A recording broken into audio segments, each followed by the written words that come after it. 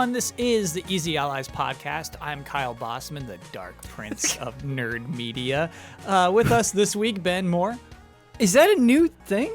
Traditionally, it was, I think, geek culture? Nerd culture. Nerd culture. So that's nerd media, yes. Oh. Hi. Brandon Jones. Hi, how are you? Ian Hink. Ooh. Oh, actually, that's it. Nice, dude. We do not have. Ooh, wow. If you're just listening, you're missing some really good October spooky Halloween vibes in the studio itself. Ian Hink is the best. Yes.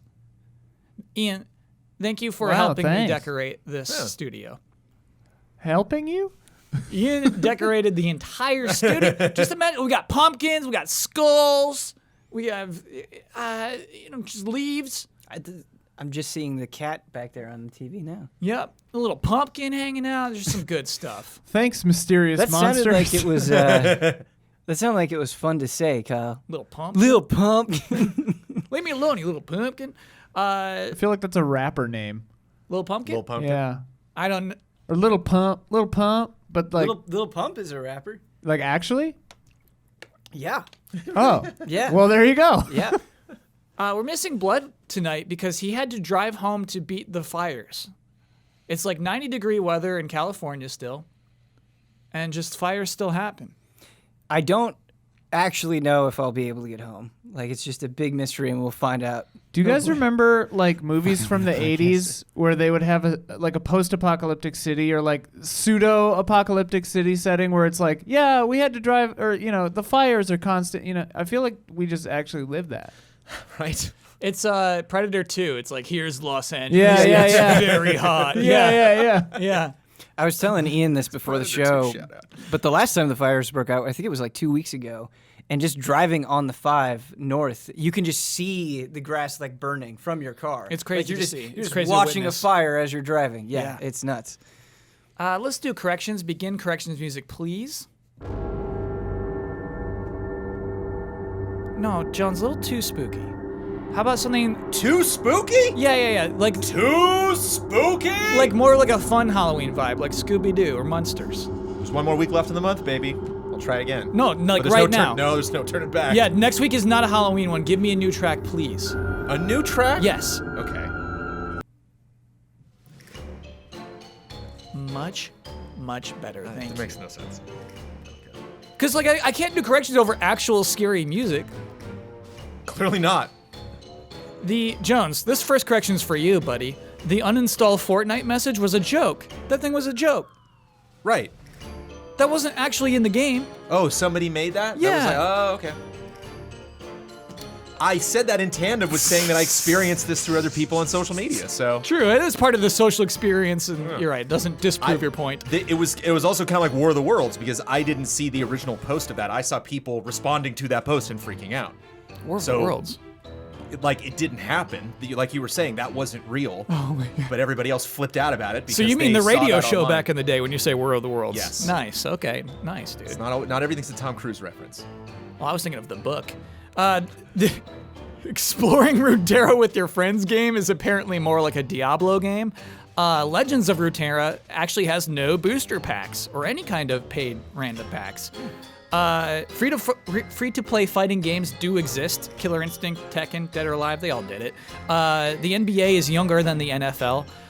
Seth Killian apparently left Riot and reportedly joined Epic Games. And what's weird about this is that he's not confirmed it. His LinkedIn still says Riot. He's not tweeted since 2016, but esports consultant Rob Slasher Breslau says he's at Epic Games right now. Whoa. That was in August that was reported. So he's not working on this crazy Riot fighting game at all. I just got an image of him getting out of his car, walking into the building, and he's like, look, he's going into the building. Go ahead, Ben. I know. I hope it's a circle.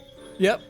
Because my memories of Seth Killian are with Street Fighter 4, Yep. and that was a good time. I was really enjoying Street Fighter around that time. I hope it's just a big circle. That he's just,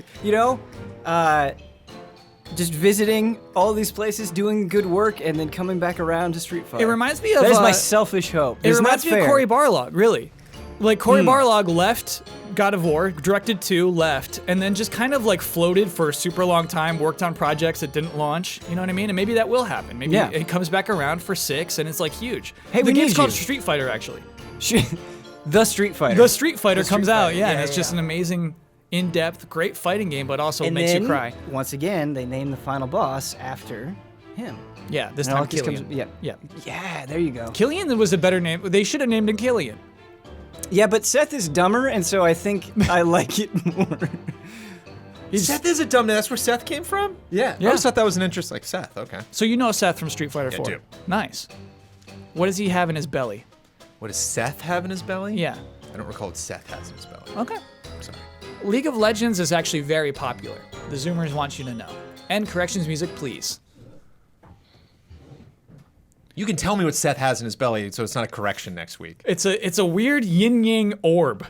He sucks you up into it. Yeah. Yeah. Oh, then maybe I'm confusing. Who are you thinking about? Obviously don't know if I'm confusing him with someone else. Is that the proper name for a yin yang? Like, is there a more official name for a yin yang? A yin-yang orb? No, just like a yin yang on its own. I think it's a yin-yang. Yeah, you're probably right. It's a spooky episode this week. Oh boy. I have a lot of reading to do this week, and not a lot of good news. Actually, I want to start with Ubisoft. I want to start with them. Ubisoft had to talk to their investors, and they put out. Blood just forwarded it to me. It's a press release of their bad news. It's kind of interesting to read it through it. And I actually do want to read through the part from. Do we say Yves here or do we say Yves? East. Yves Guillemot. Oh, Yes.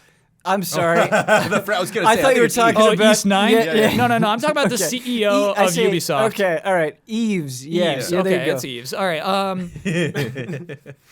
He wrote for the press release, and he said some interesting things. It's a lot to read, so stop me at any point that you're like, I'd love to talk about this right now, and I might stop us too. The yin yang is the symbol might be called Taijitu. Ooh. Ooh. Okay. Yeah, Okay. Thank The you. more you Ian. know. but I mean, in character modern, it's the yin yang symbol. They could have named him Taijitu. Be a cool final boss name. Instead it was Seth. But you're right. In the end, it kind of works. Anyway, over the past few years, we have delivered many high-quality titles, built a portfolio of diversified franchises, and successfully conducted the digital transformation of our business. But We have, yeah, exactly. We have significantly grown our operations for PC and in Asia and esports, and have further developed our Uplay platform. And we can now draw on a very robust back catalog, which ended up again above our expectations in the second quarter, including the particularly outstanding momentum of Rainbow Six Siege and Assassin's Creed Odyssey. Sounds like you're ready to hop in, Ben. No, just like, how do people talk like this? Oh, you got to butter them up because the butt is coming. I don't know. I don't think. Yeah. No, but this is like just. How do people talk like this? I don't know. It's Yeah, if I was in a relationship and my partner was telling me this, my eyes would narrow after every sentence. yeah. I'd be like, That's exactly get it. to the point. Yes. You know, like if you remember, we've been together for 3 years and we've had a lot of fun in that time. It is that, yes. We went to that fair that one time. We spent time at your parents' house and I was very nice to them. I love cuddling you. we both secretly like the prequel movies. And he's not wrong. I love Ubi. I love this company. I love a lot of the games. I'm excited about the games they're going to make. But just start. However, Yeah, make that the last paragraph. However, we have not capitalized on the potential of our latest 2 AAA releases.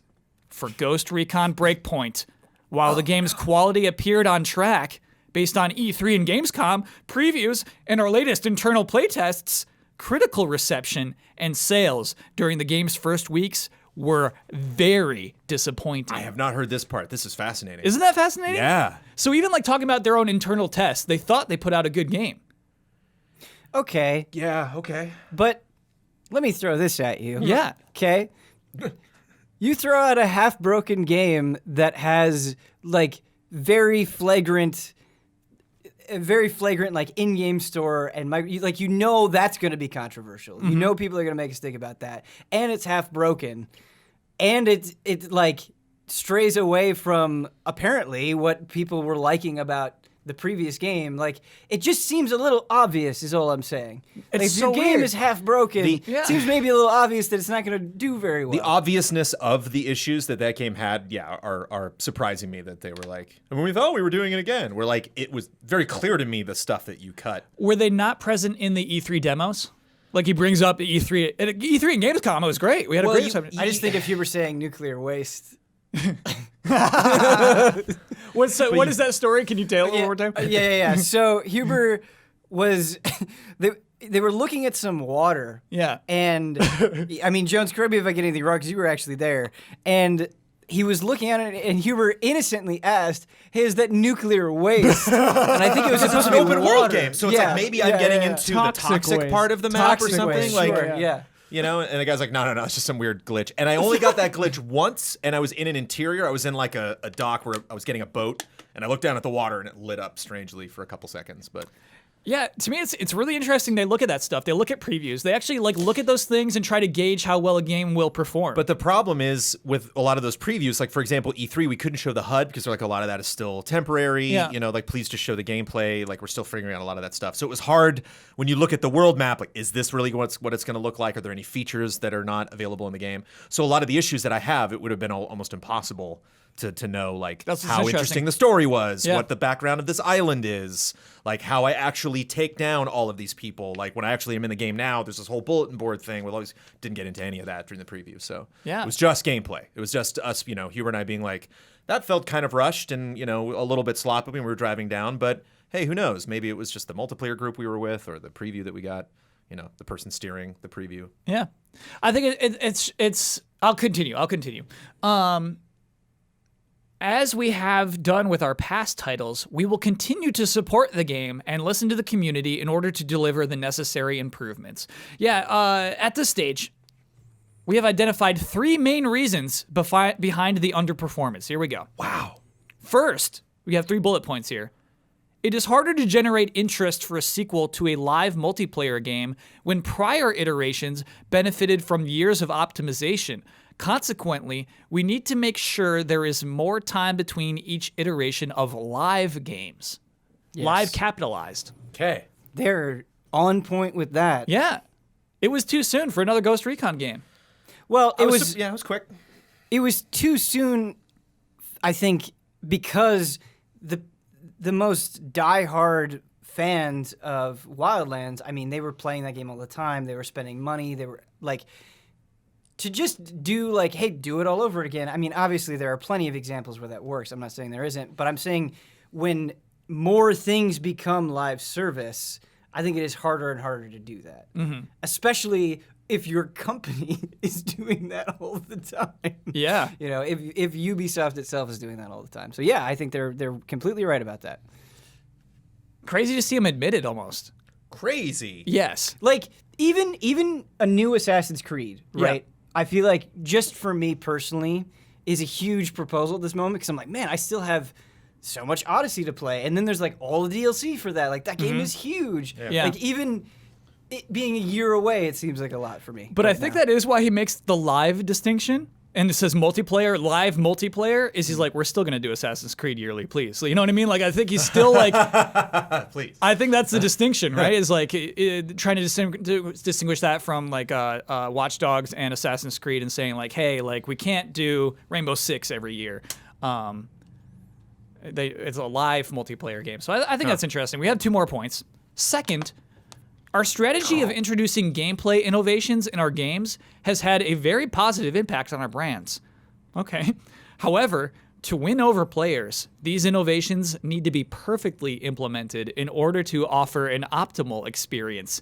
This has not yet been sufficiently the case with Ghost Recon Breakpoint. While the change of formula has been very well received by some players, with an average daily playtime per player of over 3 hours, it has been strongly rejected by a significant portion of the community. So the level up system, the weapons and stuff like that. Is that That's what he's what's talking different from Wildlands. about? I would assume that's what he's talking about, yeah. It seems so particular.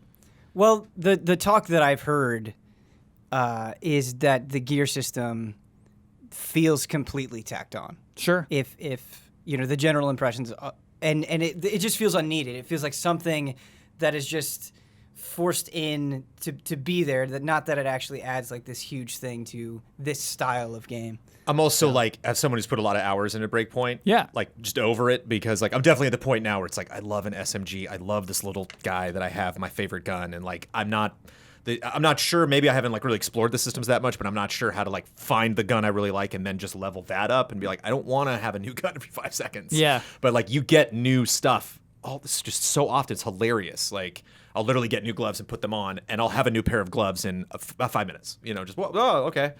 And like, And how did that work sometimes in that's okay. Wildlands? Like there is the dopamine of getting new gear. Yeah. You know, and it's kind of fun to like, oh, sure, I'll put a cowboy hat on, whatever. You know. Yeah. But it's just it's rampant. It's so much stuff. How did that work in Wildlands?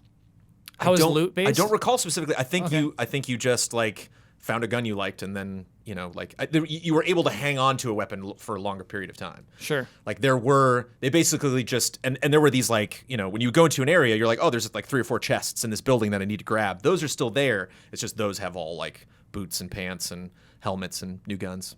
It's just such an interesting. Go ahead, Boots Ian. and pants and boots and pants and boots and pants. And boots and pants and boots and. Okay, so Sing that now while I'm playing. you are a CEO talking to your investors, and you say, "Hey, this new game didn't do too well because we implemented new stuff that sucks." You know, like it's crazy to like have that as a bullet point.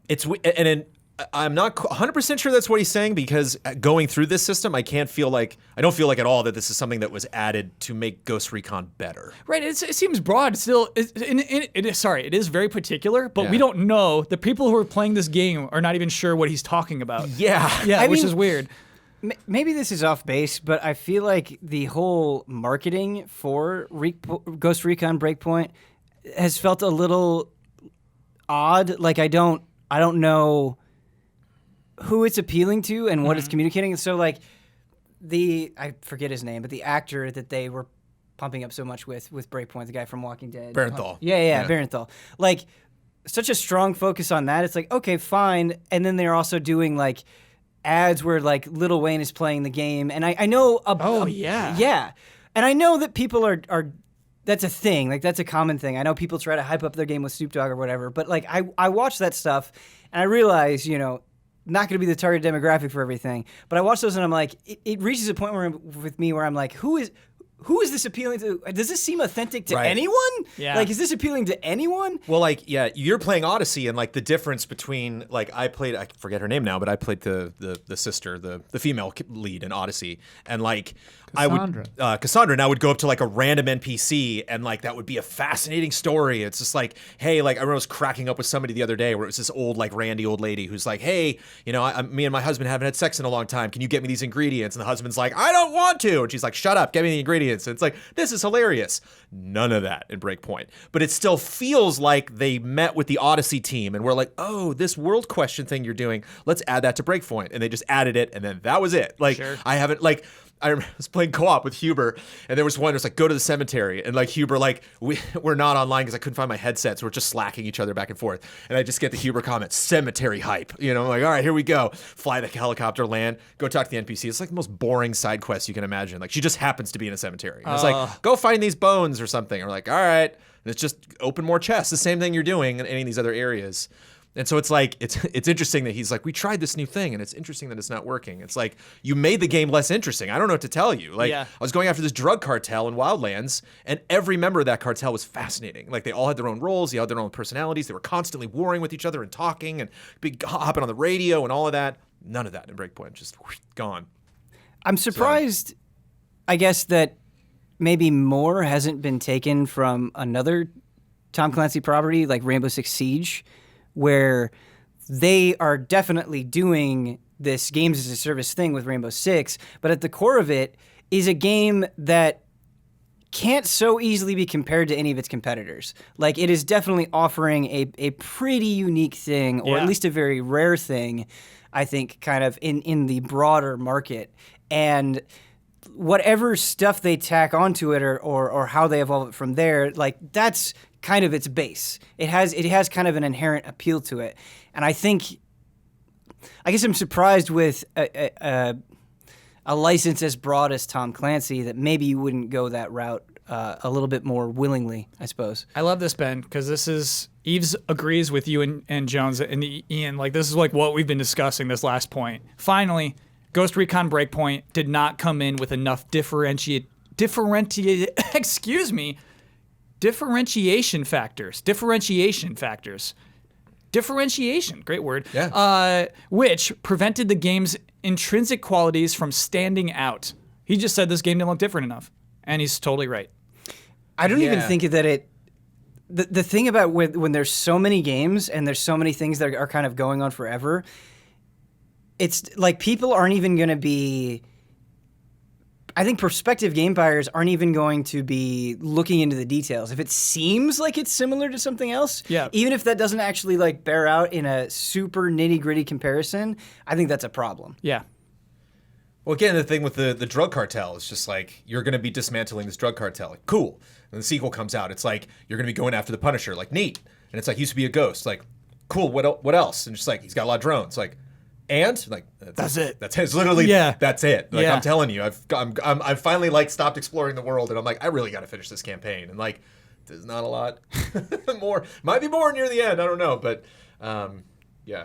I was actually surprised that this got a sequel at all, because like I remembered, and I just checked to jog my memory, and on OpenCritic it's got a 72. Wildlands did really, Wildlands really sold well. crazy, It made a lot crazy, of money, crazy well. yeah. Oh my god. But Yeah. it like wasn't received well critically, like not overwhelmingly well. And I think that's almost why they may have like ignored any early warning signs of like, hey, maybe this Yeah. isn't very good. It's like, well, the last one wasn't. The vibe I got Yeah. is they were like, we're going to take a new risk by changing what you expect from a new Ghost Recon game. Yeah. We're going to do this open world thing. And then they did that. It sold extremely well. And so they were like, oh, just the open worldness of Ghost Recon was the good idea here. So Yeah. as long as we do that, we got it. And it's like, no, there was just a lot more going on in that game that was interesting, despite the flaws. And now they took out the interesting parts, and the flaws like stand out so much more. Good news. We are tackling these issues head on and already are implementing significant changes to our production processes. We are confident in our capacity to adapt and evolve as we have done successfully many times in the past. In this overall context, we have decided to postpone the releases of Gods and Monsters, Rainbow Six Quarantine, and Watch Dogs Legion until 2020 to 2021. While each of these games already has a strong identity and high potential, we want our teams to have more development time to ensure that their respective innovations are perfectly implemented so as to deliver optimal experiences for players. This decision will have a very significant impact on our financial results for this fiscal year and goes against our recent successes in building a more stable development model. However, it is in line with our strategy to maximize the future value of our brands for the long-term benefit of our employees, players, and shareholders. We expect to have a positive impact on our financial performance as from 20 to 21. So, That's refreshing, actually. Totally. I think that's the right call. Ghost Recon did poorly. We didn't talk about it too much, but No mention of Beyond Good and Evil. It's like that's a whole different thing. yeah. They've what- postponed it to 2040. Right. What was What about Trials, Eves? What about Trials? Trial? What was the other big AAA game that I'm like I- blanking yeah, on? that's- Just Dance. I'm blanking There's the hard. Division Assassin's 2. Creed. The Division 2. Division Sorry, the 2? Division Yeah. 2 also has been doing poorly for them. And so because Retention, I think, is probably going to be a problem. Yeah, so because Division 2 and Ghost Recon, which they assumed would be huge hits, have not done well, they're rethinking their entire next fiscal year, which is crazy. They need Gods and Monsters now worse than ever. They need Watch Dogs now worse than ever. Yeah. But instead of saying like, hey, we took a huge hit this year and like we got to rush those games out, they're saying like, we need to hit the brakes because we're going in a wrong direction right now. Well, I think it's harder for me to speak as strongly about Gods and Monsters because we've seen so little. Yeah. But Watch Dogs 3, that mentality makes a lot of sense because it does have, at least so far, early buzz. And people are like, hey, this is a really cool idea. We want this to be good. And so I can understand the need of taking a step back and being like, okay, let's make sure this is what people want. Yeah. Watch Dogs seems like the only game that would be relevant in this context to me. I'm surprised those other two games are lumped into there. Rainbow Six is huge for them. Yeah, but this is quarantine. This is like some weird, like Yeah, it quarantine is. by nature of it existing. It's like, how big is this going to be? We don't know. It seems like another like a weird Resident Evil spinoff. I think that's our problem right now, Jones. I think Ubisoft, want it to be not a spin-off, but another huge game, another huge pillar. They're strangely elevating it with this announcement. Of like, Yes. oh, it matters that much. And I think this it does. weird little Rainbow Six offshoot thing. Yeah. Like, because they've added so much to Rainbow Six, I thought like this was just another thing. Mm-hmm. Like there's so many updates that happen, new characters and stuff that added to Rainbow Six. It's like if this wasn't announced at E3, I might have missed this. Exactly, yeah. But it sounds like it's something different. And I think than even that. like immediately after 83, like, okay, so it's some expansion, and they're like, no, this is a whole game. This is, you know what I mean? Like, I think this is part of that. I think you're exactly right. I think this gives it more significance. Did we have a release window for Gods and Monsters? No, I don't think we did. It's weird that they even feel the need to mention it in this. I think it's 2021 now, though. I think it just means it's not even 2020 anymore. Yeah. Like, look at for Gods and Monsters in 2021 fiscal year anyway. Those 3 games I would not have guessed had the same like model. Yeah. You know, like especially Gods and Monsters. It's like that's going to be a weird live game. Oh, okay, Yeah. all right. Oh, I don't think it will be. Like, well, he said they're changing their whole opinion about how they handle these types of games. He's not mentioning Beyond Good and Evil 2. He's not mentioning Assassin's Creed. Isn't it kind of sad Fair. though that you could tack that sentence onto almost any major upcoming game, and like you could just be doing it for fun and being like, oh man, that's gonna be some weird live game, and it sounds like remarkably believable. Yeah. Yeah, but like Breakpoint has this lore vibe of like if you play it by yourself, it fits the gameplay and it fits the lore. If you play it with 3 people all the time, fits the gameplay, fits the lore. Which makes sense to me with Watch Dogs. It's the same kind of vibe. It's like you could go at this to yourself playing all these characters, or you know there might be some kind of multiplayer element or something where you can like play against other people, or they can invade your game. Who knows? Like Gods and Monsters, I got Breath of the Wild vibes. I thought this was just us going out into the world. Yeah. Let's just have a little fun little adventure game. Yeah, Yeah. Who so knows? like we're gonna be picking up new like bows and gold weapons and so. I wonder if that's part of it too, because after Gods of Monsters came out, you did see a lot of Breath of the Wild comparisons, and maybe they're like, oh man, like differentiate. Oh, I lost it already. Differentiation. Yeah. They want differentiation. Ben. Differentiation, or if that's what we're going to be compared to, let's try to get to that level. Sure. But it's strange. This is a weird. This just makes me think about these 3 games differently. You know, maybe Watch Dogs the least. But I want to echo what Ian said, that this is very refreshing and interesting. Yeah. And revealing and possibly dangerous. To their bottom line. But he states that he's like, we know. Yeah. Like. Well, and that explains why it's written the way that it's written. Because at first I was like, this sounds like a technical document. And I'm like, oh, no, it sounds like a shareholder briefing. Yeah. And that's exactly what it is. Which is what it is, yeah. I guess maybe I missed you saying that at the beginning. I was like, wow, this is a ballsy, like, very intellectual press release. Exactly. You know? Yeah. That's what I thought was so weird. Is I got the email from Blood and I turned around and like, Blood, they just sent this to you. He's like, yeah, this is how they this is their press release, man. So like, it is wow. just a press blast. Yeah. Wow. But yeah, it's damage control for their shareholders for sure. And like, man, yeah, because you hear stories all the time about companies rushing things out before. Like I was talking to a dev friend, I don't remember who actually, but like they were like, yeah, they're making us push our game out early because they need to fill like a slot and they need to like appease the shareholders. And we keep saying like the game's not going to be good, and they're like, we don't care, we just need some, and it's just like what? Because it's like backwards from what you think, and it's nice to hear a big boy company like Ubisoft saying the thing that makes more sense to me is just like have the long view. But I mean that's the thing you learn about markets is like they very seldom have a very long view. It's all like emotion and fear based, so like that's why everything just is so volatile. Well, and that's what's you're totally right, Ian, and that's why like anything that gains traction, it feels like within the gaming world, is just immediately copied until that thing runs dry, and then it's on to the next thing. It also makes me feel good that like they want you to love Ghost Recon, they want you to love Rainbow Six Siege, they want you to love these franchises. Mm-hmm. That makes them money. If something happens, it does, but like good. Like quality makes you money, communities that are rallying behind something make you money, and I think also like even just we had another delay. It was Last of Us, right? Got delayed a couple months. So We'll like hit that. Yep.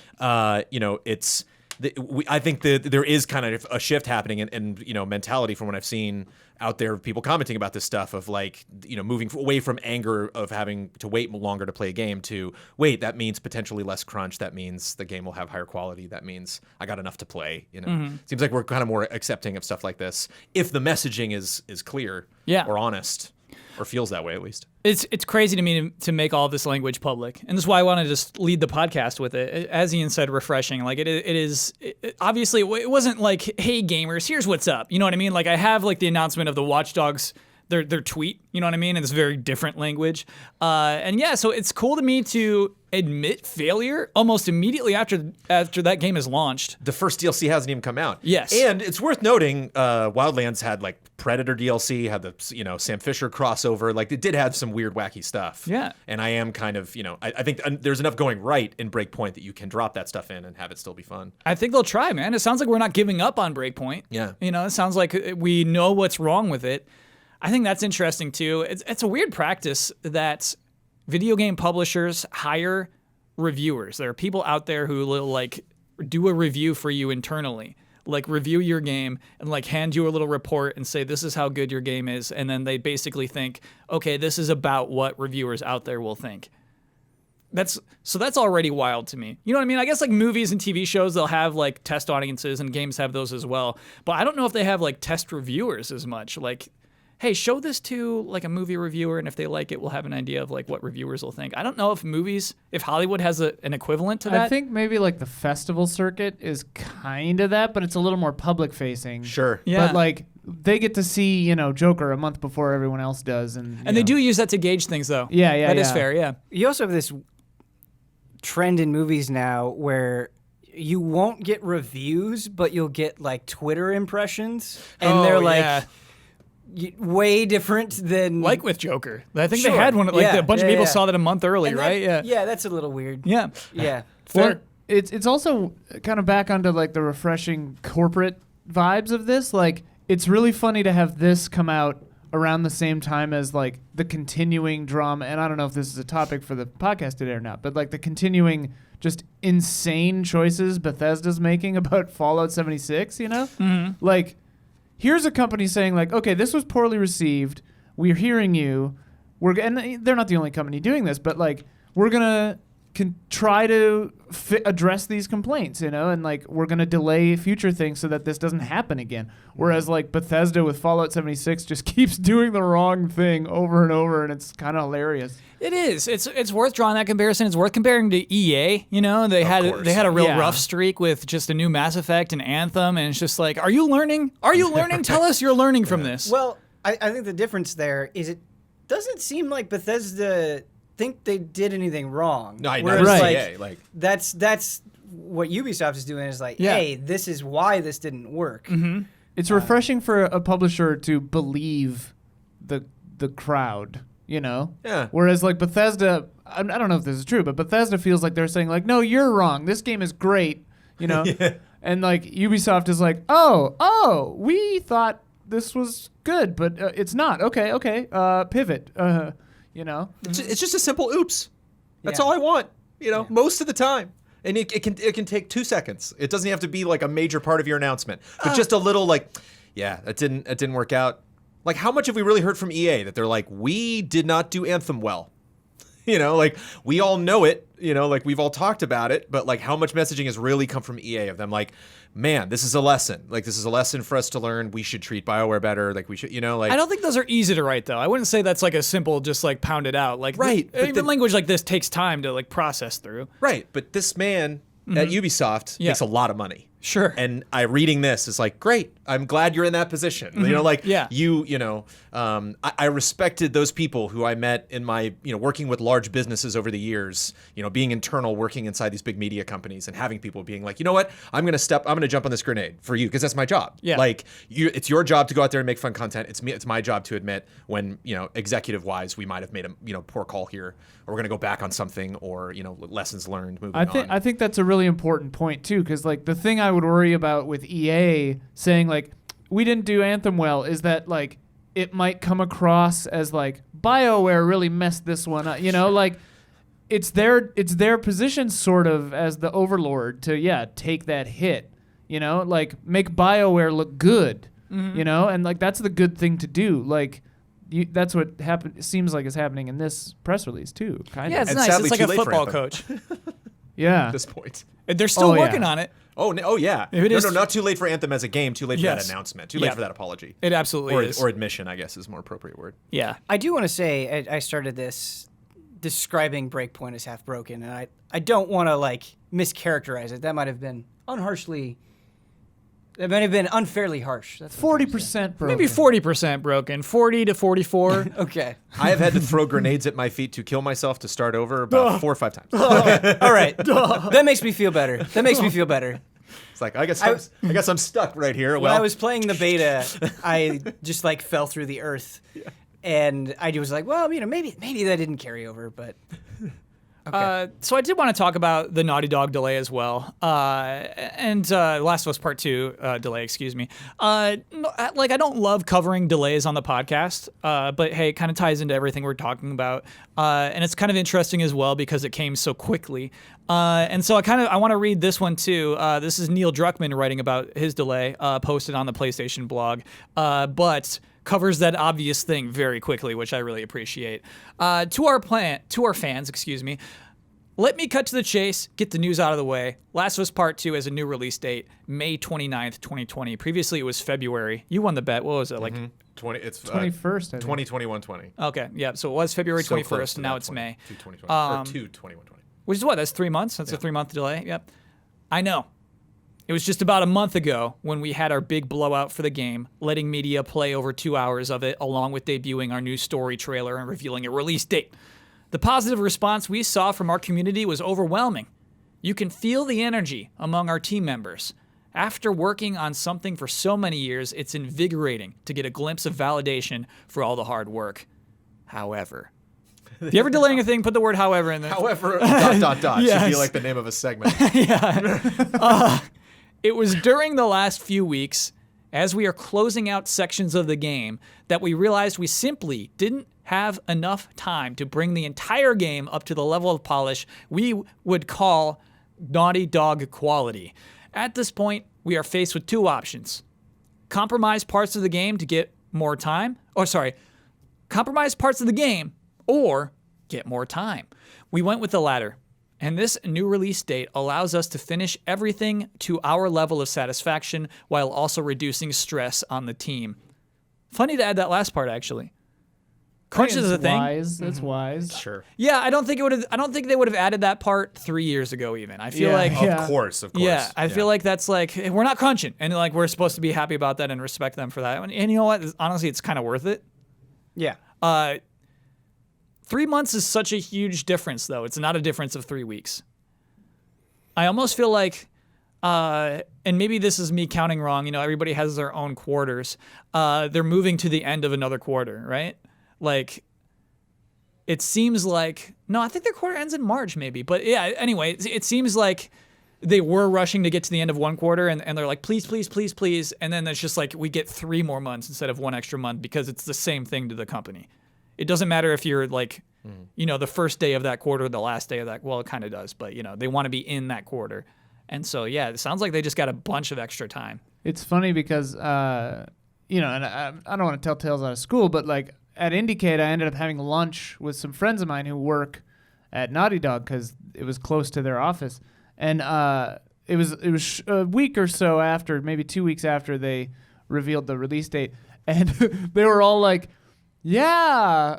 I don't know if we're gonna be able to hit it, but here's hoping, you know. Like they were nervous. That's funny. They were palpably nervous, and now like hearing this delay, I can hear them all kind of collectively sighing with relief, you know, Yeah. because they were like, and I was like, oh, okay. So it's funny, yeah. I'll continue on this. While we're relieved that we won't have to compromise our vision, we're disappointed that we weren't able to avoid this exact situation. We wish we could have foreseen the amount of polish we needed, but the size and scope of this game got the better of us. We hate disappointing our fans, and for that, we're sorry.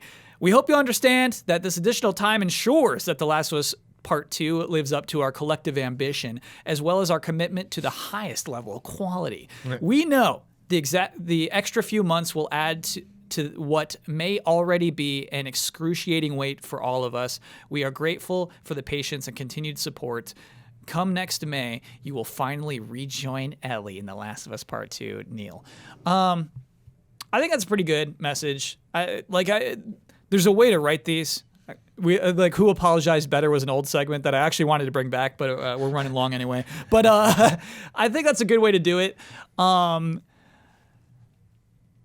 It is interesting. I mean, I'm glad he addressed the month, right? Like, they showed it off. They had people playing this game last month, and like that was the big reveal for this game. And I have to admit, I'm surprised that it got delayed. I thought it seemed like the development cycle was right. I think it's just going to be huge. That was the sensation that I had with Doom, where playing Doom at E3, it was just like, this is ready, you guys. Like, it felt really, and what I mean by that is it felt really polished. You know, you'll play demos where you're like, all right, this is clearly where you're at. And that's not a criticism. It's just you can see how it's a work in progress. And so sometimes you do have those moments. Breakpoint. Yeah, you have those moments, and I had it with Doom where I was like, I'm surprised based on what I saw. It's going against what I saw. But at the same time, like, creating stuff is immensely difficult. And creating something at that scale seems almost impossible. So take all the time you need. It's okay. And the scale of this game is unknown to us. You know, like, we don't know what he means, but when they mean like this might be the biggest game our team has ever made. Yeah. Like, oh. I think it's not going to be like The Last of Us. I think it's just going to be enormous. Yeah. The one issue that is a bummer is, like, I hope people don't draw a narrative from this to multiplayer, because there's like that whole fiasco of them like having to announce that after the fact. Then a couple weeks go by and then they're like, oh, we got to delay it. And there's a lot of people like, oh, well, maybe it's because of multiplayer. Just like there were a lot of, it's unfortunate, you know, like any of the I know that they're like, that team already exists, right? They're already working on that separate game. I just feel like no extra time will be spent on that. I truly believe they'll spend the next 3 months working on The Last of Us Again, Part 3 2, months is not just going to manifest something like that. That's not nearly enough time. Yeah. I would love to ask developers, though, because you hear these stories about crunch and just like things coming together at the last minute. And I just want to talk to Naughty Dog and be like, okay, so you made The Last of Us, and then you went and you made Uncharted 4, and then you made Lost Legacy, and now you make, like, to try to perform at this caliber and to make scales of the game, to make games of this scale and of this quality all the time.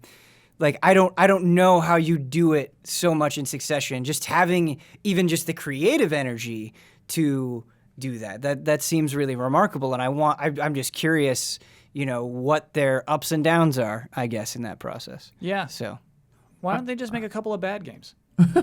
Just to try it out. Yeah, just like take a break and make a stinker. It's just fascinating, though. How do you do it? Yeah, how do you do it? The thing that I wonder about, and I have no idea, no insight into this really, is like, were they pressured at all from Sony or anyone to put a release date in the State of Play just to make State of Play? Like, we all assumed that Naughty Dog had a release date, and so they made a State of Play around it. But was it the other way around? Like, is the hype cycle to blame here? You know, like, is the media engine of needing ads to shore up your fiscal quarters, you know, like, to keep the shareholders happy? Like, it's all part and parcel. Like, I wonder how much of that machine, you know, influenced this. Because it's like, for my money, it's always just like, don't give a release date until you are like damn sure, you know, because then people won't be disappointed. But it's like, I know that's not realistic because you have no idea a lot of times. And it's one I wonder, you know.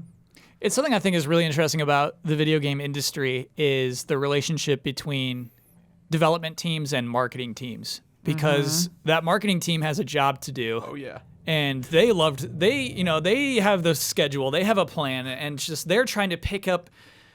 I think, oh man, it must be very hard sometimes, right? Because it's not as easy as making a film trailer, which I realize is already very hard to do. You have to sell something that's more experiential than a movie, you know, and you have to find out what it is and how to target people who would be interested in this thing. And so, like, I realized, yeah, that's a hard job, and that's probably why that release date existed, was for that team. But yeah. And, like, film trailers, you see film trailers with non-final CG, like, video games, like there could be whole parts of the game you want to show that aren't even done yet, you know, like don't exist or whatever. Yeah. And you can not know what the game's going to be like still. Right. But you like, because we're just like, where's this thing? Why didn't they announce this? Do they even have any games? Like, you have to make trailers. You have to promote your game a certain amount ahead of time. It's such like a weird conundrum. It really continues to interest me always. And to me, it's kind of like a weird Venn diagram, or like a scheduling cycles that like crossed over, that like their own internal quality control schedule and the marketing schedule and Sony's release schedule are just all kind of crossed over in a weird way. Yeah. So we're just like, this doesn't make sense. It was weeks away, and it's like these two, the schedule that determined that Joel was going to be shown again, the release date was going to be announced at the State of Play, and the schedule of like how good the game is. Like, those are two completely different roads. Yeah. Different freeways going in totally different directions. Right. And so like that's irrelevant. It could be months, it could be days, between those two announcements. Well, and you hear like friends of mine have told me, like, who are working on games that are getting things like coming down from the marketing team, where it's like, okay, well they're doing this for the trailer, like this is what they're highlighting, this is the story, and like everyone making the game is like, well, why are they doing that? That's weird, but okay, I guess we'll do some new VO to support that, even though it's not really what we're doing, you know? And it is like sometimes it's just two different sides of the, you know. It's kind of wild how far apart they can be sometimes. That has to be agonizing, though. Oh, like, yeah. Just being that person that is like, all right, my skills and my expertise are in this area, and this area is like singing. It's so perfect. And then just watching another area just not come together. That has to be heartbreaking, and for many reasons. Yeah. So yeah, what I imagine it's like is you're looking at Luigi's Mansion 3, right? You're watching a demo, and Gooigi shows up and your eyes light up because you're the marketer. You're like, oh, it's Gooigi. Yeah, I got it. Gooigi's on the box. We're going to make a Gooigi at E3. You know what I mean? Like, Gooigi's going to spread. And like, so I can get where it'd be fun, and I can get where it'd be valuable. Because, right, like a game developer's like, oh, you like Gooigi? Sure. I mean, he's just one of our upgrades. You know, it's like, no, this is great. This is what you market. This is what differentiates this. And so I can get, Jones, I see it as two different timelines. Yeah. And like, how's More Gooigi than coming? two. And they're like, oh, we cut Gooigi. It wasn't fun. They're like, no, put Gooigi back in. You know, it's just like. I have to wonder if maybe that's part of the reason there have been so many remakes and remasters, where like the marketing takes care of itself. It's Sure, like, man. this is, Yeah. all right, what's our hook for this? It's beloved. There you go. Yeah. Like, we can say, you know, this great classic is finally returning to your whatever. By the way, I expect more, based off how the good part of the Ubisoft thing went. I expect more remakes and remasters from Ubisoft in the next year to cover for the things that aren't coming out. Oh. Like I like count on those, you know. Like Yeah, count on that some- press conference is going to be interesting. If this comes up again, or if they're like, we already talked about that. Oh. Now we're, yay. Assassin's Creed Vikings is still coming out next year. Like, they'll be fine. Uh-huh. I think up until, fall of next year, there'll be like re-releases or something. I don't know what they'll do. Sort of in line with all these things, one last little tidbit to add on to the Last of Us delay is a tweet from Jason Schreier of Kotaku, on paternity leave, but he still sneaks in some tweets here and there. By the way, he says, Ghost of Tsushima doesn't have a public release date yet, but it'll also be bumped later into 2020 to account for this delay, referring to the Last of Us delay. Don't expect them to suddenly turn it into a PS5 game or anything, but it was originally planned for the first half of the year. Not anymore. There goes my fantasy critic team. Did you have Ghost of Tsushima? Yeah, I think so. Yeah.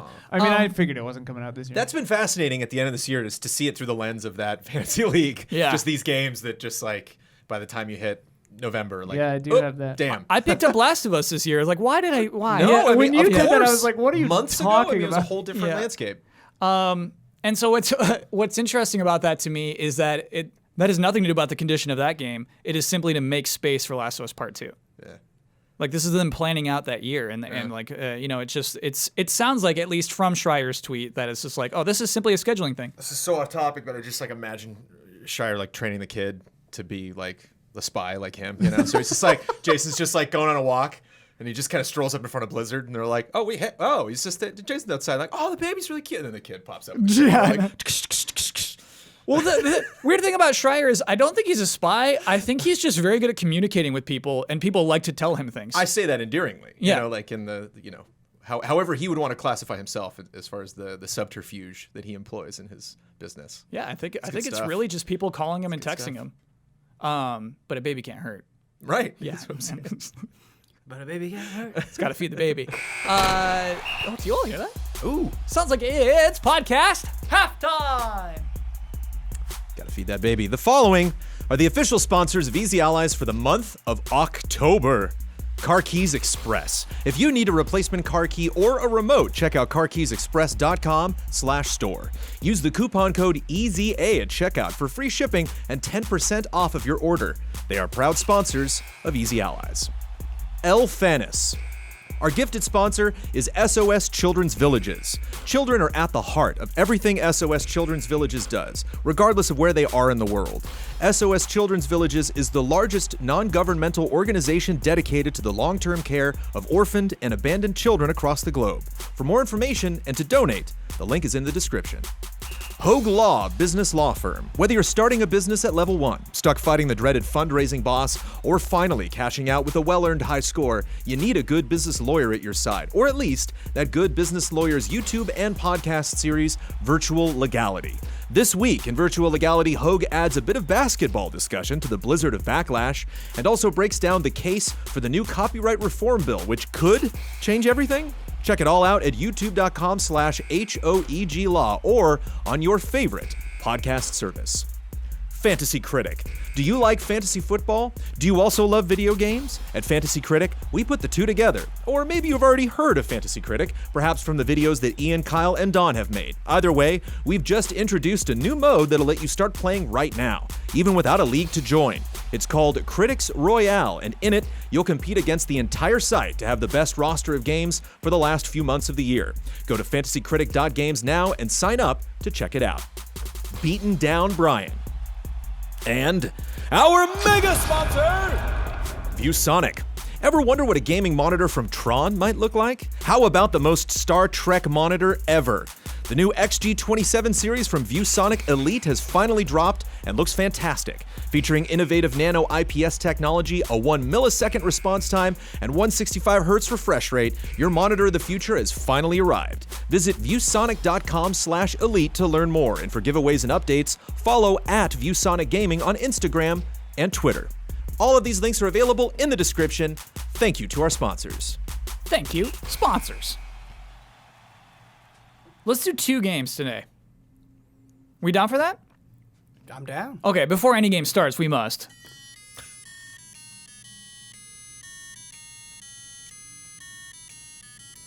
Love and respect. He's crunchy today. little That was crunch. a little crunchy, Crunchy. Rufus. But they kind, you know, like a sax, like, Yeah. they really Yeah, I dig, they liked dig it. deep. Little Halloween sass, crunch, little yeah. I really shimmy. like that. I liked it. No, you yeah, there you go. There we go. Let's play a spiteful game. To me, this is, I think, somebody appealing to my spitefulness. Great. I was inspired by last week's discussion about the success of League of Legends to make a game called Bigger Than League.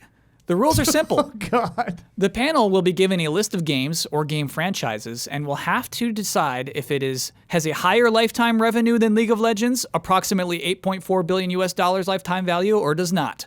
All information is taken from Wikipedia's lists of highest grossing game and media franchises, so the numbers may not be perfect, and, if noted, will include revenue from all sources, not just game sales. Love and respect, John.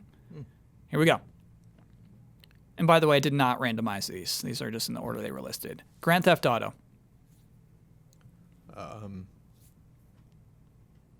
Yeah, probably more. Bigger Than League. Yeah. 9.4 as of 2018 for Grand Theft Auto. Cool. Oh, I was suspecting that the shadow joke of this game was that nothing. They were all is. smaller Yeah, than yeah. that. I gotta be quicker on the draw. I guess. It does go back and forth. Sonic the Hedgehog. I'm gonna say lower. Lower.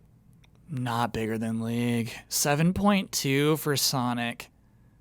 And that's 6.2 from game sales, 1 bill for just merchandising. I was gonna say merchandising, licensing has got to be a big part of that. 1 bill lifetime for merchandising for Sonic seems low. He doesn't sell pencils anymore, I guess. All the Sonic you need is on the internet. That was chilling, dude. FIFA. Oh, more. Higher. More, yeah, I agree. Destroys. 10.2 bill, so it is more, but yeah, not by a crazy amount. More Yeah. than GTA, though. It's awesome. What's crazy is like in another like 1 or 2 years, League will surpass these. Most of them, yeah. Yeah. Yeah. It's I don't. Yeah, it is pretty crazy. Warcraft. More. No. I mean, we're all that of include Warcraft, World? right? All of Warcraft. Yeah. I'm going to say, More, yeah, bigger than yeah. League. Oh, maybe that movie might have bumped up and didn't think about that. I would say no, though. It's bigger. So 10.6 for Warcraft as of 2018. We have 9.3 bill from World of Warcraft, 1 bill from Hearthstone. Ah. Yeah. That counts as Warcraft, which is yeah. kind of cheeky. I mean, like, well, no, I mean, hey, we were talking about League of Legends as its IP. Like, can it work Yeah. in a card game? So I mean, guess it's fair. I guess yeah, it's fair. Anything that I guess that has the Warcraft branding, yeah. Yeah. Fortnite. No. I'm going to say bigger. I'm going to say more than. Not yet, maybe. Yeah. Not yet. So 2.5 bill as of 2018, but that's 2.5 bill in a couple of years. Yeah. Yeah. That's So pretty crazy. for a Inevitable. Faster. Fortnite is inevitable. Yeah. Well, we'll see. Faster, but not as long a runway. Yeah. Final Fantasy. Yeah. Boom. Way bigger. I am going to say I don't know about not 10 as bill big. bigger, I'm but- going to say not as big. Oh man. Oh, that's a hard one. Yeah, not as big. Bigger. Oh, okay, Bigger. good. 12 billion for Woo! Final Fantasy. Yeah, so that's 10.6 billion in game sales, 416 million from merchandising, Wow. which I honestly thought would have been Wait, bigger too. only Yeah. 400 million? I gotta Only keep- 400, yeah. I got to wow. keep merchandising in mind. I'm thinking of just like Are the properties. movies included in that too? I was just or going to say no? Spirits Within. Did, I think you know, Lost Money. I think that would be a yeah. That was surprise. one of my Kyle. I thought of Spirits Within and it was Yeah. like lower. Yeah. yeah. Street Fighter. No. Not bigger. Merchandising, movies. Oh man. Yeah, merchandising probably huge for Street Fighter. Bigger? I'm gonna say bigger. Bigger. Oh. Woo. I'm shocked by this one. 11.8 billion for Cool. Street Fighter as of 2018. That's pretty good. It's really good, especially because, I mean, 5's not super hot. They're making money on 5 still, which I guess should be stated. But I mean, like, just the like overwhelming power of Street Fighter 2. Yeah. And yeah. Arcade money, baby. Yeah. You know, it's great, Yeah. though. Shout out to a movie that has lots of problems, but the original Street Fighter 1, makes an appearance in It Chapter 2. Oh. I was like, Does oh, it nice really? that- yeah. Do they punch the buttons? I mean, yeah, they have. I don't know specifically mean. No. I mean, Street Fighter 1 had like pressure buttons. That you Oh, hit. really? Yeah. Oh, I don't know if that was not explored. You see them play it, but Okay. I don't know if that was that little nugget was specifically focused on. Minecraft. More. More. Yeah, more. I definitely say merchandise through the roof. Not. Wow. That one's the most surprising. It to me. is. So 5.8 billion is where they're at. Get this. Failure. 2.2 billion from game sales, 3.6 billion from merchandising. Of course. So most merch so far that we've talked about. Yeah. But even more Wow. more from merch than game sales. That's crazy. Huh. Makes sense, kind of, for Minecraft. So it makes sense because they're talking about League of Legends, right? Because my perception of Minecraft was that, like, because of the merchandising, it is so huge, right? And but it's like, Yeah. man, it's just a lot of merch, dude. It's I mean, but no, like it. I mean, Minecraft obviously is still huge, still shows up on NPDs, still sells every single month. But yeah, 5.8. It'll get there. Minecraft, you'll get there. Last one. Pokemon. Bigger. Yeah. Bigger. Bigger. 90 billion. Yeah. 90 billion. But that includes cards and movies. and So here we go. shows and- Here we go. 17.1 billion from game sales. 10.9 from card game. What? Wow. I mean, The Pokemon card game has made more money than Sonic the Hedgehog. there was a time where myself and everyone around me was treating Pokemon cards like water. Yeah. That time is still going. It's still going. Yeah, but there was an intensity to The it. kids still love it. I the kids legitimately do think love it. I The think kids it's do like love it. still loop. I think it's still gambling. I think like card games are just like legitimately cracking a pack and like maybe you get a rare thing out of it. Yeah. Like that is how that makes Brains money, man. love that. 64.1 billion for merchandising. How much? $64.1 billion from merchandising. Kyle, if somebody even if just like randomly I had $1 billion, I would be scared. Like that's like so much money that it's frightening. There's 8 boxed Pikachus behind you. Like there's like in this room we have probably more than $100 of Pokemon merchandise. Just like within arm's reach. It still seems unfathomable. It seems like, We're especially part of the problem? looking at all the rest of this, like I wonder where Mario is at. Mario's probably hard to rate, but wow, that's crazy. Yeah. This, I guess, makes me feel better about the games industry, because I was, not that I was like worried about it, but I was like, oh man, do normal games just not make money compared to like League of Legends? And I'm Normal like, oh, games don't make money though. Yeah, I think that's fair to say. they don't. Well, these are, I mean, Yeah, because Blood was showing me like the list of all the games that are coming out on any given day on Steam. You know what I mean? Like, just, Yeah. ugh. with the exception of Minecraft, I think Minecraft's Fortnite are the only 2 games mentioned on this that are just that game. Right. You know, right. we weren't sure if all of Final Fantasy beat League of Legends. Yeah. That's crazy. It we is weren't, crazy, We yes. weren't 100% sure. Yeah. So we had to think about it. That's like Disney always said, like If, like, licensing is where you make your Over money. 100 Final Fantasy games. Like Yeah, Are I enough. think that's the thing. It was hard to compare wow. League of Legends, which is just so successful Yeah. as a single thing, compared to all of these series. It was hard sometimes making this comparison. Incredibly hard. I don't know how I would do playing that game. Yeah. Really fun game. Yeah, it and, was a like good game. informative too. I like It's a that. very good game. Okay, Who submitted that? that was from I think just one John. Oh, cool. Thanks, John. Thanks, John. Good job. Let's do bummer. One's like, "Hi, allies. I'd like to hear Bloodworth's thoughts on 3D audio." We can guess. Okay. I'll give him a call. Let's play. All right. So just for you, Moses, we're gonna guess what Bloodworth thinks about 3D audio. I bet he's really into it. He is into it because I remember him. Didn't he check out the Xbox One X before any of us? Yes, and he talked was about like, it, that didn't was he? a big deal. He's like, that Yes. was one of the major things they were selling, and I really dug it. You could hear the difference. There you go. Yeah. There you go. Okay. This one is a doozy, but we got to talk about this game. I have a younger brother with a mental disability who loves wrestling. He recently picked up WWE 2K20. This game, I'm laughing at the game. And I'm sure you know where this is going to go. He buys the new WWE game every year, watches all the shows, buys all the toys, and goes out to meet every wrestler he can. When previews started and memes started popping up on the internet, I knew this was going to end bad.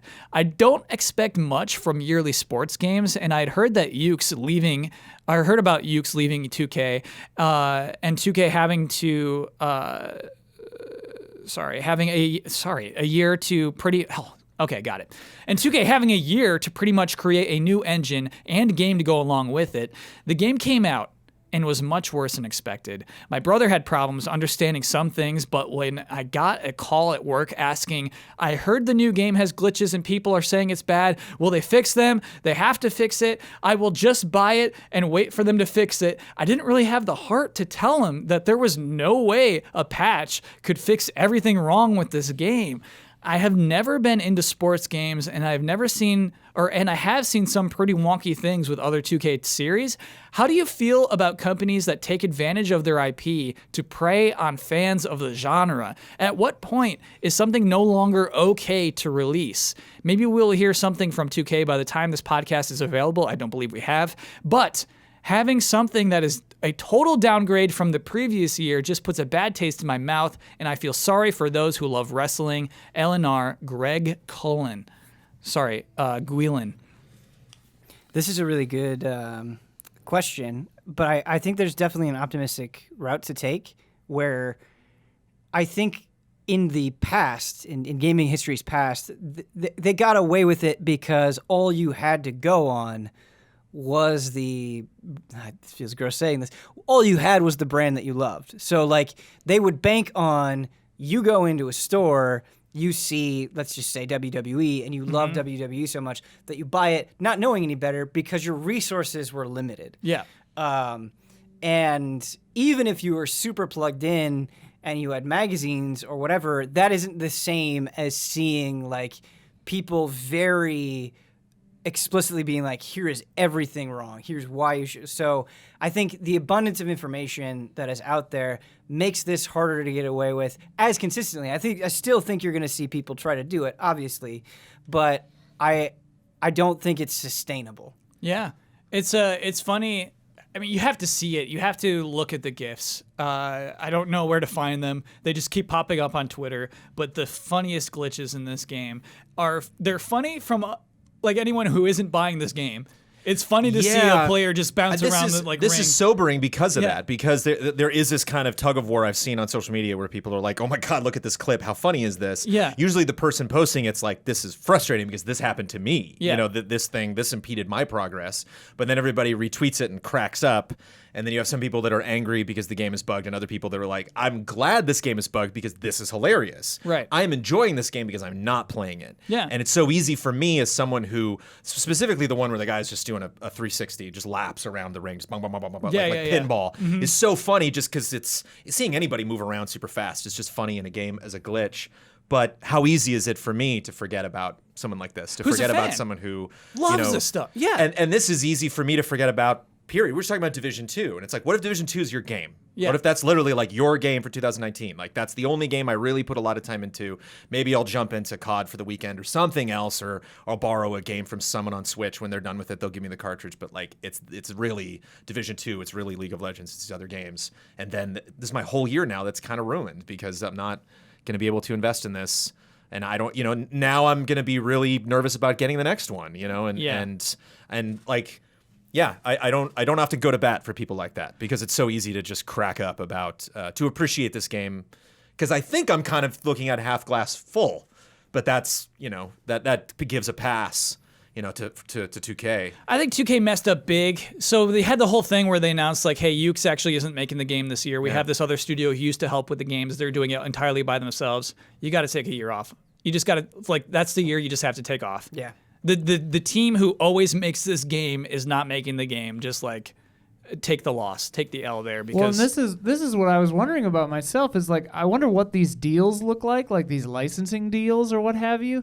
It's like, can 2K take a year off? Fair question. Like, do they pay for the license and they have to keep using it or they lose it? Like how Sony had to keep puking out Spider-Man movies or they'd lose the license, Like, it's a fair question. And I wonder, the flip side of that is I wonder if the WWE or whatever cares about the games or if they just want them to come out and don't care if they're good or not. Like, do you know what I mean? Because like they're just T-shirts to them. Right. It's just merch to them. Like they don't care really what it is, I mean, I guess unless it was so bad for so long that people stopped buying it. But like, yeah, it's weird. I wonder what these deals are like. Because like maybe 2K couldn't skip.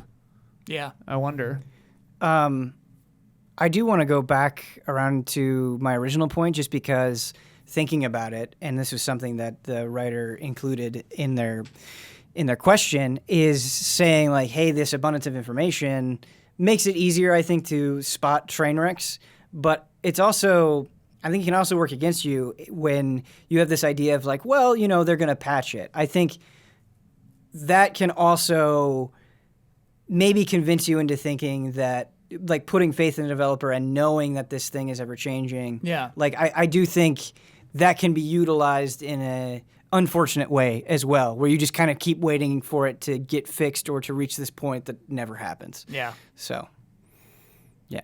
And it's a different kind of story for like 2K, because they could cut bait, so to speak, on this iteration of WWE, and next year's could be incredible, But like, you think about, to some extent, BioWare with Anthem or Bethesda with Fallout 76, but like really more indie studios where if a game like Boss Key or whatever, where like to have a game that misses the mark is to completely fail and go out of business, and like it's an interesting kind of thing because like the reason I say this is because I was just gonna say like it might be refreshing for a company like this to just say like, hey, we messed up and cut bait. Mm-hmm. But it's like, I was thinking like then, well, not every company has the luxury of doing that. Like sometimes if you mess up this hard, your company is over, Yeah. It's just kind of weird, the scale of how bad you can mess up and it not affect the bottom line, I guess. Well, I think as a sports fan, you're going to get burned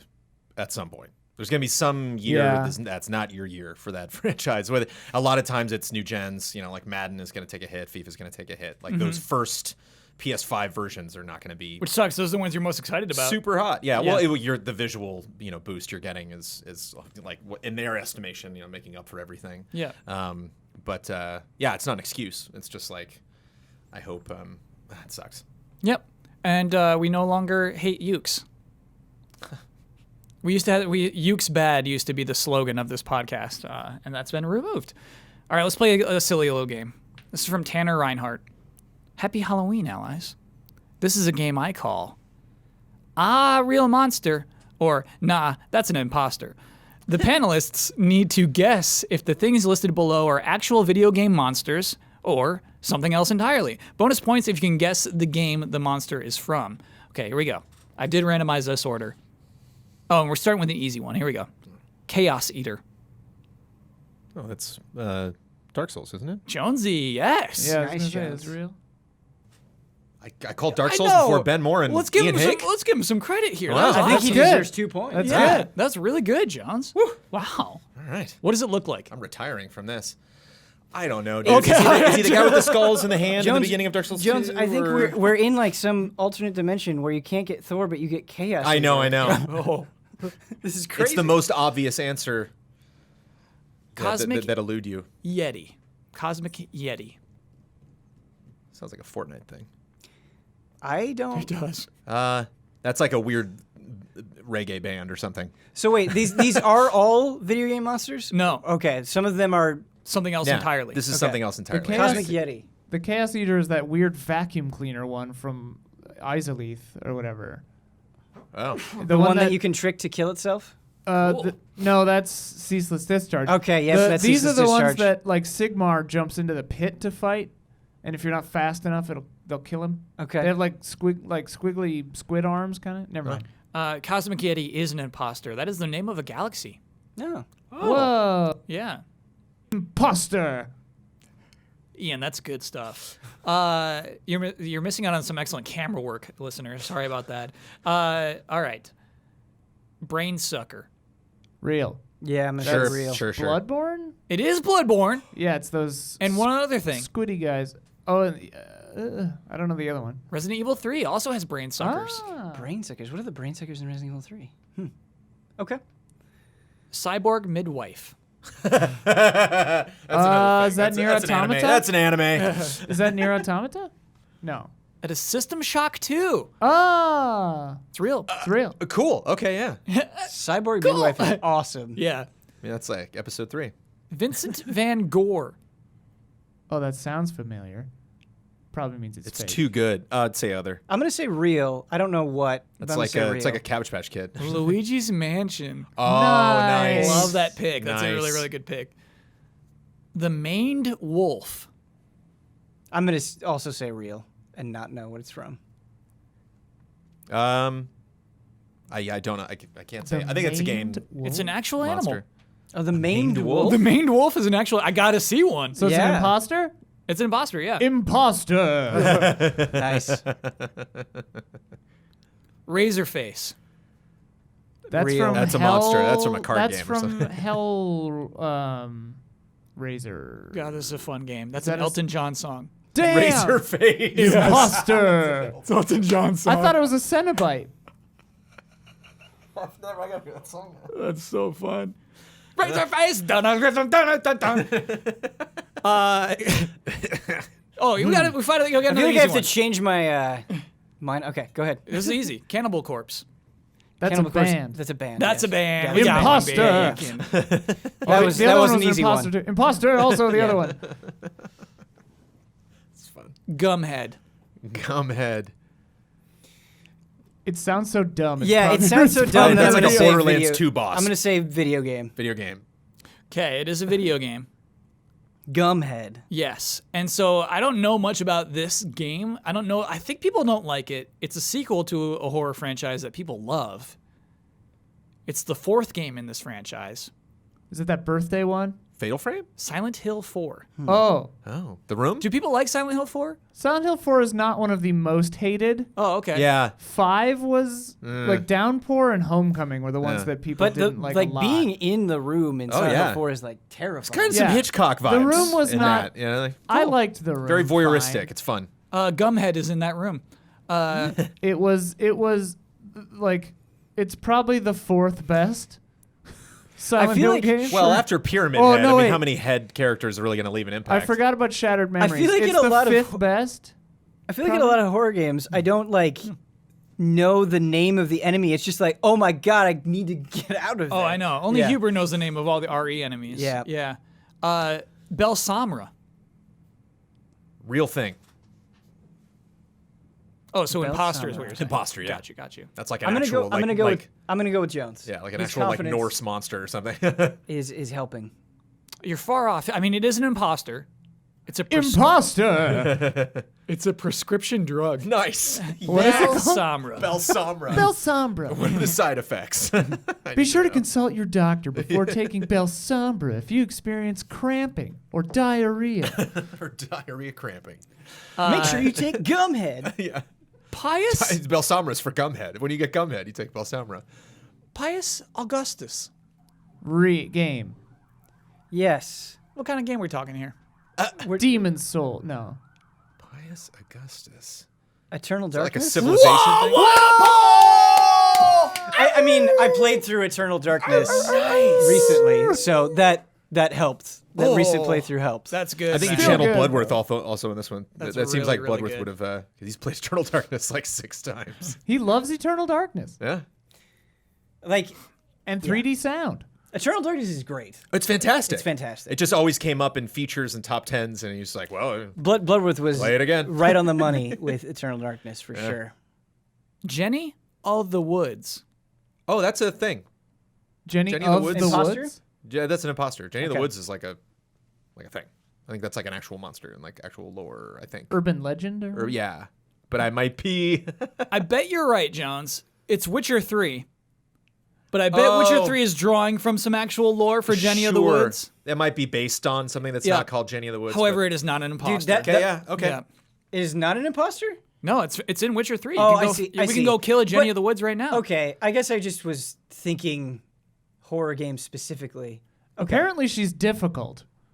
There are a lot of all the first articles are like how to beat, and then one is just like how do I kill this thing? What does it? Hold on. What does it look like? Is it a human face? That was a back-to-back for Bloodworth. It also sounds like Will o' the Wisp, so I'm just like thinking. Oh, that. she's like a big freaky like Witch witch kind of red dress, kind of freaky skull face. Cool. Safe head. Come on, oh, Eternal yeah. Darkness, That's from- or not No. Eternal Darkness, Evil Evil Within, Within. Evil Within, Evil Within, Evil Within, Evil Within. So this is we have to disqualify this person. That's a troll What? because that enemy is named the Keeper. In Evil Within? Yeah. Okay. I mean, It's a That is- gotcha. that It's is a gotcha. not right. That was a gotcha. We don't do gotcha on So this according to podcast. the test, it's an imposter. I It's an guess imposter. Yep. I guess I should have had an Imposter. inkling because that seemed easier than a lot of the other ones. So he just made up Safehead, and we're supposed to. Yeah. Well, no. Everybody calls him Safe Head. It's the Yeah. vernacular. Yeah. I'm gonna not put work into this, but I'm almost positive some PR rep from 2K. Don't called you it- put not work 2K, into but this. Said Safehead at some Yeah. point. There's some T-shirt out there called Safehead. Wait, we're t-shirt or talking something. canon here, dude. And I was canonically, s- it's called the Keeper. Man, I was so sure that was. I know. You get the DLC. It's the Safe Head DLC. Do they call it the Safehead DLC? I don't know what they call it. This The, is just the Executioner is the name of that okay. DLC. Fair enough. Fair enough. Okay. Mysterious Utility Wizard. I love that. Whatever. It's so crazy that I'm gonna say it's from a game. Yeah, it's probably sounds like it's from a board game or something, like a card game or like Mysterious Utility Munchkin or something. It's an imposter. imposter. Oh, is that like a Windows 95 tool? This is it is unguessable. It is unguessable. It is an Isuzu car model. cool. Yeah. No. Whoa. You What can is it drive called? around a mysterious utility wizard. Mysterious is not a good name for a car. Fair enough. I don't want How there to did be you any do the mystery about the research? car I'm purchasing. Yeah. How'd you do the research I would for that drive a game? wizard I think, car, though. I think Tanner Reinhardt course, just knew a yeah. bunch Wizard's of a weird whole different stuff. thing. Yeah. Wow. The Nissan Wizard. It is the most boring looking car. Oh, bummer. It looks like a Bronco. What year did it end? When is the last year I can buy one of these? 89 to 2004. Whoa. Oh. I know my next car. The MU is what it was. Yeah. And what market? Who bought this car? I mean, they're a Japanese company. I don't know where it was sold and not sold. Okay. Huh. Hey, fun game. Monsters. Yeah, some iterations were called the Isuzu Wizard. They dropped the MU. I really have to hand it to people's creativity here. Like, that was hard to put together. Yeah. That was a blast. Yeah, that's a fun game. Also resisted any Pokemon or Digimon, which is, kudos. Oh, I would have been cheating. Yeah. And Kyle would have known him. Well, that's the thing. It's Kyle's the one reading the game, so a Digimon specifically. yeah. A Pokemon, I think Ben would have got. It Yeah. feels But bad, a Digimon I'm pretty could have bad with slipped by, I names. think. though. It is disqualified, however. Dude, on our silver streams, Yeah. Kyle will tell me the name of a Pokemon. I will forget it 20 seconds later. Yeah. Gone. Yeah. There's too many. There's simply too many. And honestly, Jones, it's not important. Notice when I say that evolution on Yeah. that stream, that means I don't remember what that name was. That's fine. That's fine. That's why, Jones, when I play Pokemon on my own, I don't give nicknames to Pokemon because I'm like, oh, this will help me remember, and then I still forget. So it's a fruitless endeavor. This next one's kind of long, but I wanted to share this perspective anyway. I think it's kind of interesting. This is a good love and respect episode. Yeah, well, I mean, we had 2 game delays, so it's like, well, I need something. So yeah, we're second half is all love and respect. Liquid log coloring. I would like to offer. Sorry, that's the person's name. Nice. Oh, I was like, what? Here we go. It's about time. Let's talk about liquid log coloring. I have a lot to say about this. I've been wanting to learn this. I would like to offer a counter perspective to last week's LNR submission about The Witcher 3 on Switch. I am a van-dwelling vagabond who hasn't owned a television in over 6 years. On top of this, I'm a minimalist who can only ever justify having one device for gaming, so I've essentially been exclusively a Nintendo handheld gamer for the better part of a decade. Wow.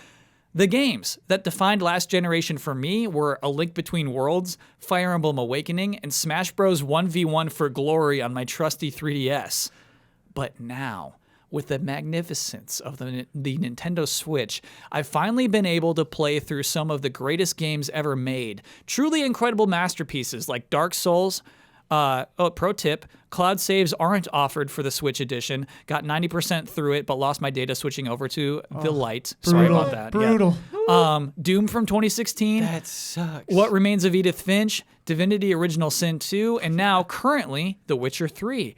I have had 0 issues whatsoever with the performance playing through any of these games. In fact, they mostly look quite brilliant on a handheld screen. So, for anyone out there who can't help but pity us filthy casuals and our 30 frames per second and our 90 or 720p resolutions, I would like to reassure them that we are fine and very much appreciative of the Nintendo Switch and the developers that work hard to get their games working on it. Also, GTA 5, please, Rockstar, love and respect. yeah. That's fun. That'd be crazy. I love that. Also, funny synchronicity. My sister just introduced me to a YouTube channel called Exploring Alternatives, which is about like tiny homes and alternative living. And they do a bunch of stuff about van life. I think one of my high was school watching- friends does this. Yeah, I've got friends who like are all about Earth ships and yurts and stuff. Yeah. It's cool. It's a whole other thing. They you got to know? play games too. Yeah, it's great. Man, sometimes I'm jealous that I don't have the context of the last Love and Respect because I'm like, yeah, this guy seems super reasonable. It was kind of funny. It was like, hey, should the person's outright told their friend not to play The Witcher 3 because they could only access the Switch version? Because it's like the argument was like it's like having like the nicest steak from Maestro's, but having it 3 days old. Mm-hmm. You know, and so it was a fun. I like. Would you stop a friend if they were going to play what you considered one of the worst versions of one of your favorite games, or a game that you knew was better than that version, or just would you let your friend just play it? I don't know. I mean, it depends on the game, right? Because it depends on the game and it depends on the situation. It's like if the only option you have to play, and it's like there are different levels of bad where it's like, okay, this isn't even the same game, it's so Right. bad. And so it gets messy. It's Yeah. not black and white It's in not. any situation. Jones brought up Final Fantasy VI on mobile is like a really good thing to bring up. Yes. Yeah. So it's not black and white, but if this person is like, hey, this is all I have, this is all I'm ever gonna get, this is all I can afford. Yeah. And it's like, hey, this version not the best, but it works, it's fine. You'll get the experience. Then yeah, like I don't know. And that's totally different from a person who has, a high rig PC and is choosing to play it on Switch or something. Maybe they have a valid reason for that. Or they want to do that. That's fine. But that to me, when you're like, oh, hey, not the best way to play it. Yeah. That's when it seems more reasonable. But pretty much where we landed last week. Yeah. Imagine having only a 3DS and then jumping to Switch. How fun would that be? Yeah. You've been playing a 3DS for years and years and years, and then it's just poof. Imagine playing The Witcher 3 in the woods. Literally in the middle of a forest. In my Vagabond van? Yeah, dude. Just you could feel the breeze, the warm sun setting through the trees. You could play it in your Isuzu Mysterious Utility yeah, Wizards. exactly. the Switch feels like magic to me sometimes. Yeah. Because, jumping from, original Doom to, Witcher 3 to, Breath of the Wild, and it's just the breadth. It's just... The amount of it that's there and in the palm of your hand, Switch it really is so blows good, me away. dude. Well, Nintendo consoles too. It was always fun. Retrospectives, when we were producing those, it was always fun at game shows to go back. Grand Theft Auto was a great example. The original Grand Theft Auto on PC, the top down, was on Game Boy Color. It was the whole game. They took out a lot of the violence, but it's still the whole map was there. All the missions were there. The Tomb Raider had a crazy Game Boy Color version that wasn't terrible. And so it's interesting. I always cracks me up. Speaking of Doom, Doom's on everything. It's always interesting to see these smaller machines be like, I can do it. Yeah. I'll make it work. Mm-hmm. And there is something, that I respect out of that. That if I knew someone that had played that version, I'd be like, I want to hear your experience. But just the amount of gaming history that you can play on one platform. Yeah. Oh, it's crazy. And things that never would have been on a Nintendo console before. Yeah. You can play Baldur's Gate on your Switch right now if you want to do that. Yeah. This Tomb Raider on Game Boy Color looks crazy. Yeah. It's a 2D platformer. Mm-hmm. Yeah. Wow. It was neat. Her movement was really neat. Yeah, and, it's cool. She just fit because I hear a lot of people with Return of Samus say that Samus too big. It's there's some Game Boy games didn't really figure out how big to make the person, and they just nailed how big to make Lara in relationship to the environment. Did you play through that whole game? Still capturing it, not through the whole thing, but I remember hearing enough buzz at the time that they were it's just unique. It's just cool. If you really are a Tomb Raider fan, you should check it out. I want to fit in one last one really quick. This is from Bun. I wanted to give a shout out to Ben Hanson's, formerly of Game Informer and one-time guest of the podcast, new Patreon funded group, MinnMax Games. Shout out granted. Shout out. Yeah. Check that out. MinnMax with 2 N's, like Minnesota or Minneapolis. Boom. I was just there. You were just there? Yeah. Wait, Minneapolis, the city? Yeah. The city's up? The city, yeah. It's a nice city, right? Yeah. Right? Yeah. What's the defining characteristic of Minneapolis? Man, there are a lot. I don't know. That's hard to boil down and on the spot. I think I saw Weezer in Minneapolis. Yeah, good music. Okay. I would say it's a cool scene, artsy kind of city, chill, lots of biking. It's a good place. It's a city I've always wondered about. I think you would like it. Oh, okay. Someday.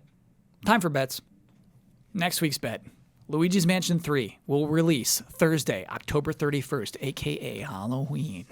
How many ghosts will be on the back of the box? Guigi is not a ghost. 8. I love counting ghosts. Ben Moore. 5. I have 7 ghosts. Oh. Ian.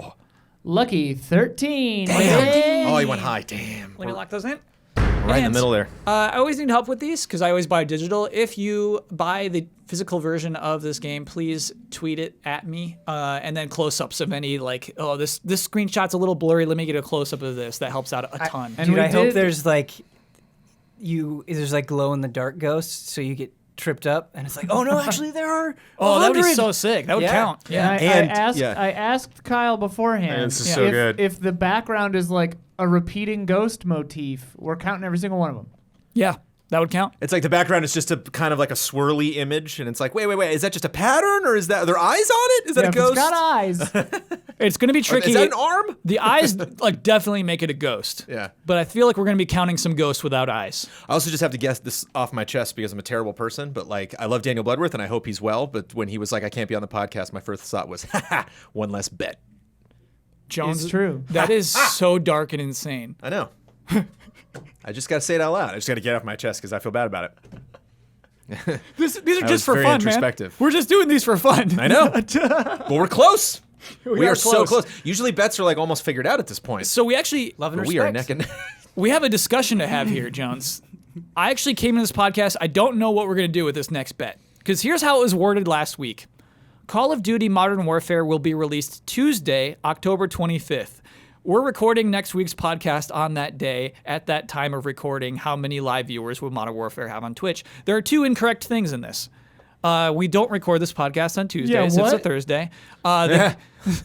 We just missed. The game is released Friday, October 25th, Yeah, which that's is tomorrow. Okay. So there are a lot of incorrections, a lot of wrong Yeah. things there. So what do we do with this bet? You delay the bet, check it out. Tomorrow? This time tomorrow. This time tomorrow. Around whatever time it is right now. Do we all agree that's the right thing to do with the bet?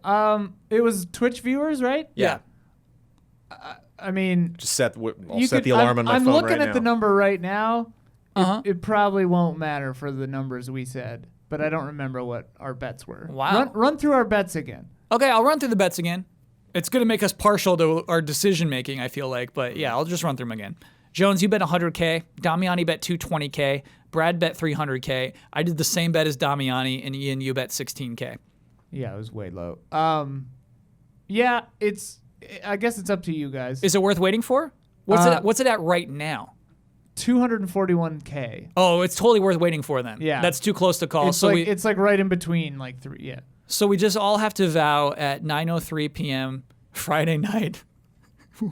We all go to Twitch and write down or take a screenshot. We have to take a screenshot of where Call of Duty is. All because you said the wrong day? I mean, if it's got Yeah. viewership.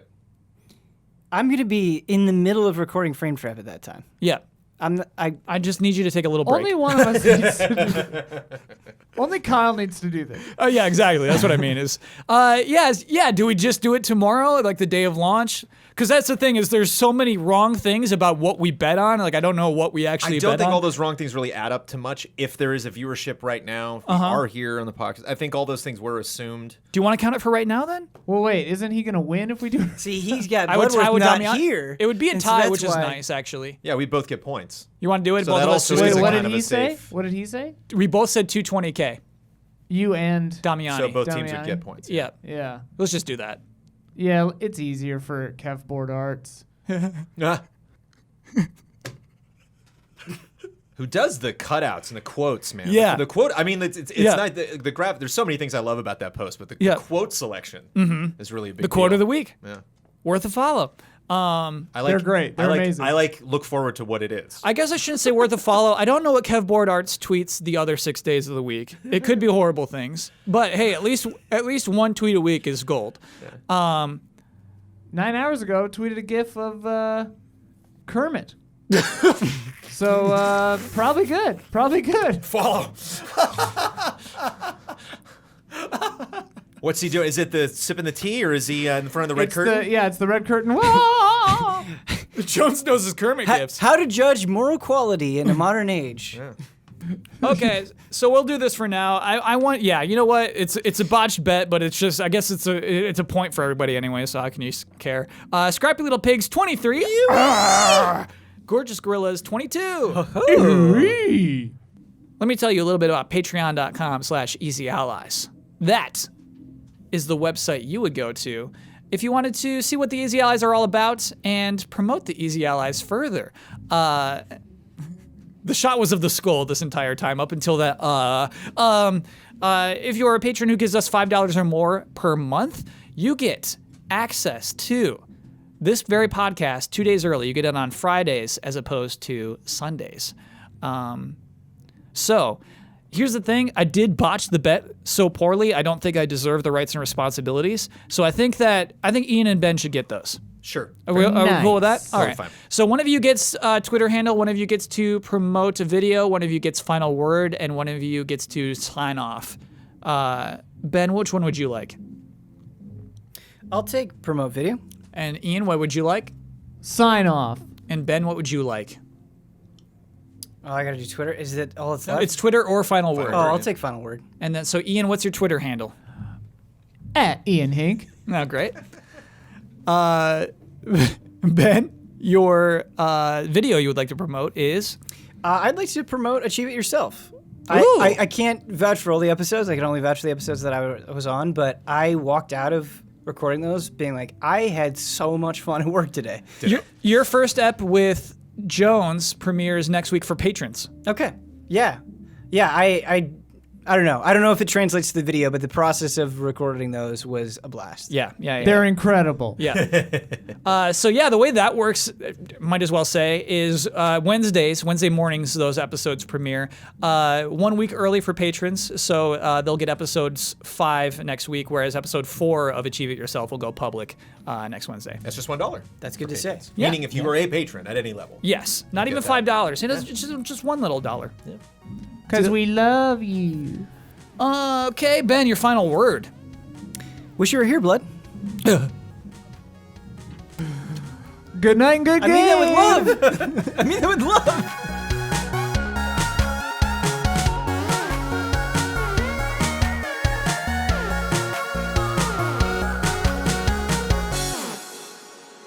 What I'm not a humongous fan of is Final Fantasy VII. What I am a huge fan of is marketing campaigns.